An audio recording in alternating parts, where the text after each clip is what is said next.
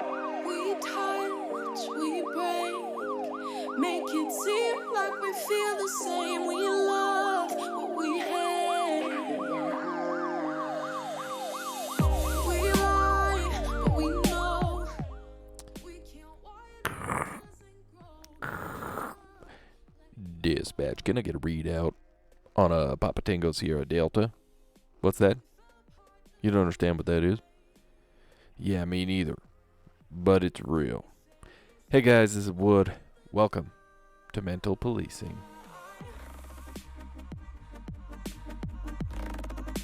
At least it was worth a try.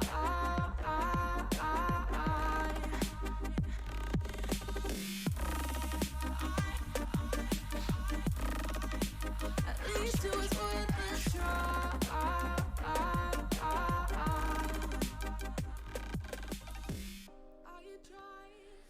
Hey everybody, as I said, this is Wood. Welcome to Mental Policing. I tried my hardest to use a radio voice and some sounds. I know it's pretty terrible. Did you ever notice there's always that one person that sounds like Christian Bale's Batman over the radio? Or the other one that sounds like he's always about to get murdered over the radio. Every time they key up, and it either scares you or annoys you. Everywhere has one. It's okay. Hopefully that's not you. If it is, fix it. So just get it together, my friends. Anyway, that's not what I want to talk about today. A little bit of fun to start. If you don't get the phonetics from that beginning, I want to discuss those 4 little letters that are only applicable to military veterans. Wait, maybe not. Okay. Either way, let's talk PTSD. What is PTSD? Well, if you want to know what each letter stands for, it's post-traumatic stress disorder. Some have replaced the disorder for injury because saying disorder feels yucky. I know this topic is sensitive for some, and I can guarantee you that I do not have all the answers, nor do I profess to understand what it is you are going through. I will say I have lived it, I have dealt with it, and I believe that through different means I have come out ahead of it. I don't know that it's all the way gone, though. Let me give you a little bit of a story. The year was 2010. Newly assigned to work behind a desk. I'd made it. No more road work. No more dealing with the calls day to day. Just a caseload that I was assigned to go at my own pace, mostly. So the third day, this is day number 3, I had only had 2 days prior to just organize my desk. So day 3, I'm told that I would be covering a day shift. What? Are you kidding me? That's not what this detail involves. But nonetheless, I do it because really I have no choice. A serious call comes out. Aggravated domestic. I'll spare the dirty details, but just know that it is pretty involved. I arrive with my best pal and my partner to handle this business. We're confident. We do as we're taught. We assess the situation, gather the information, and then deal with the issue. As we walk up to the house, and it happens many, many times, many of you can attest, stuff goes sideways. There's an armed man confronting us. He's drunk, belligerent, and he is suicidal. He puts me and my partner in a situation that we have to do the unthinkable. We have to take action against him, an action that can never be undone and can never be changed. We do what we have to do. We walk away, and we're safe. If you're wanting the details, then reach out to me. I can go over those with you if you must know them. I wouldn't mind going over them with you one-on-one if you feel so desired. So as long as you're in to learn from it, I will discuss it. If you just want to gossip, then no. But then what? We walk away, and then what? No one prepared us for what was about to happen. And I tell you, I was not prepared. That afternoon I got home. My adrenaline was through the roof. I felt fine, but I had energy. Energy for days. Literally for days.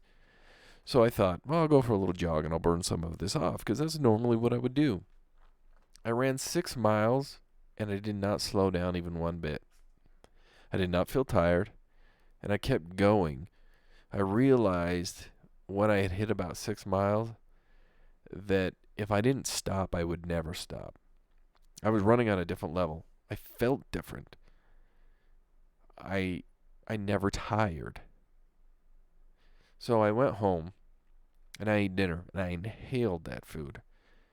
What in the hell is wrong with me? This isn't me. I couldn't slow down. I couldn't get a hold of my anxiousness. I was bouncy. And now it's time for bed. So I thought, okay, I'll just sleep it off. No problem. I laid in bed for hours. I maybe slept for 2, and then I was up. 4 a.m., boom, wide awake. So I played some video games. Waited for my kids to wake up. I played with them and decided, well, it's a new day. Since I'm in a new assignment, I better go buy me some nice new clothes. I called a close friend and a colleague, a different one than the day before, to join me at the store, because I didn't feel right being alone. I couldn't put a pin on it, but I just knew I was different. This was a weird feeling. I'm minding my own business, shopping for some purple button-up shirts. Purple's my favorite color. And my pal walks in. We meet up, and he asks, "Are you okay?" I say, "Yes." Long pause. "Yeah. Yep." And then everything that came after that was accompanied by tears. I wasn't sad. I wasn't mad. I just could not control my tears. I was feeling an emotion that I had never felt before. I didn't know where it was coming from, and I couldn't control it. As we walked up and down the aisles of the stores, I just kept crying. I would be good for a moment, then more tears. Fine again, then boom. What in the hell was going on with me? What was wrong with me? Was I broken? Would I ever be normal again? I could not control myself. After about 2 hours, I finally left the store with one shirt. I went home and thought, well, I'll just jump in the shower. I'll wash it away. I'll wash the pain away, or the emotion, or whatever it is. As the warm water hit me, I was overcome once again with tears. I just could not make it through day number 2 without leaking out of my eyes. I wasn't upset, or at least I didn't feel that way. I just couldn't control an emotion that was deep within me.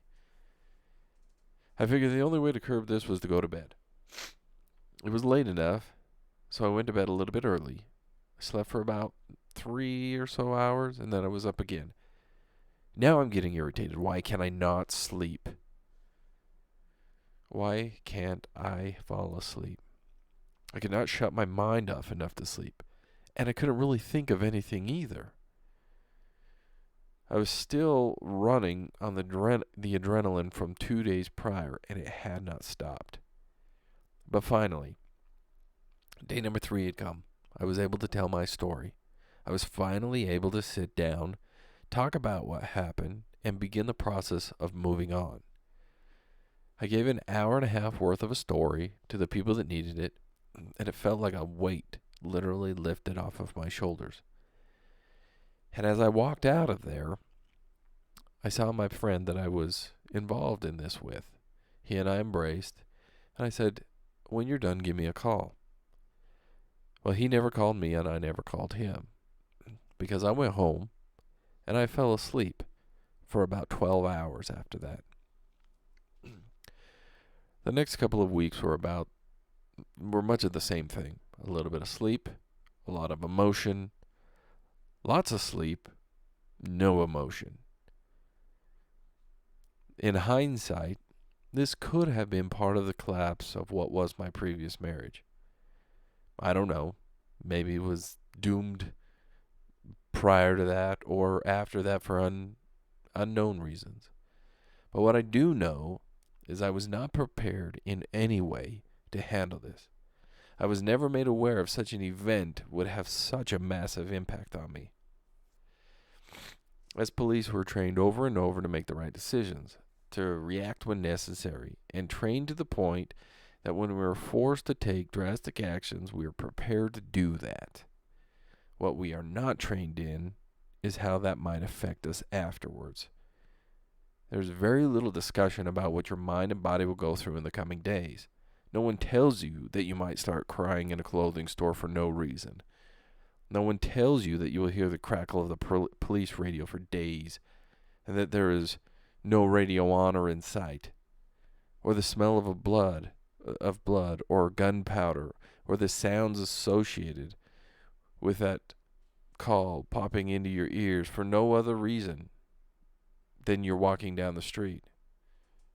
What we aren't told as police is that PTSD is real and it affects us too.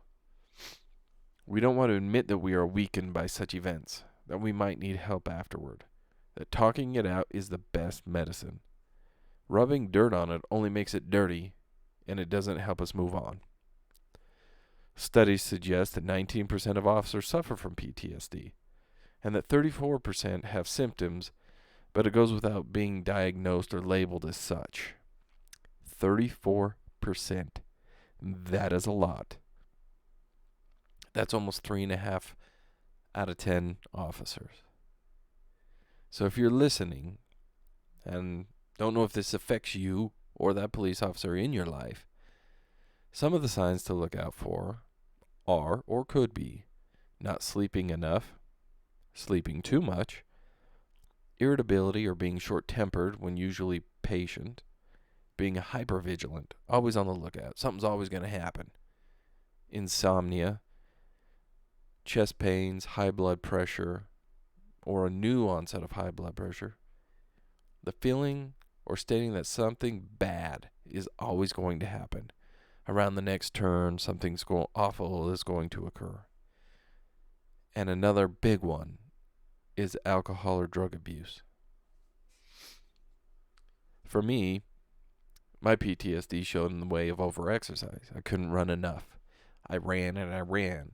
I did it at a fast pace. My patience for life had diminished, and I thought it was only because I wasn't staying healthy enough. I can sit here today and tell you without a doubt what saved me was help. I received counseling and family support. Once I saw a therapist, she was able to explain that I was likely suffering from PTSD and suggested some steps to help improve my life. One of the biggest keys for me was to be able to have an open, honest conversation. If I could tell people I was suffering or struggling, and they were receptive to me telling them this, then it helped ease my burden. I cannot tell you that I am perfectly fine today. As police, we see many things that can make us see life through different lens, and most society will never understand that. But if we rally around each other, talk to each other, stop being tough old guys, we get better, and we will get better. So reach out to your peer support team members. If you don't have a team where you work, reach out to someone that will listen. Reach out to me. I'll lend a confidential ear. If you're worried about emotions that may come with it, don't. Most of us tough guy cops aren't willing to admit those emotions until a peer does. Then it's fair game, and we become understanding and compassionate and friends. So please reach out. And if a therapist is who you need, by all means, go see one. Reach out for your sake, for your family's sake, and for someone else's that may not understand what they are going through. When those things hit you, they do without warning, and they will rock your world. And it's okay. You'll be okay. We will be okay. There are many that want to share that burden with you. As always, please ask for help. Seek it if necessary. And remember, I will do anything within my power to make sure you have a better tomorrow. And so, guys, this is Wood. This is Mental Policing. And I will see you on the next one. We touch, we break, make it seem like we feel the same. We love what we hate.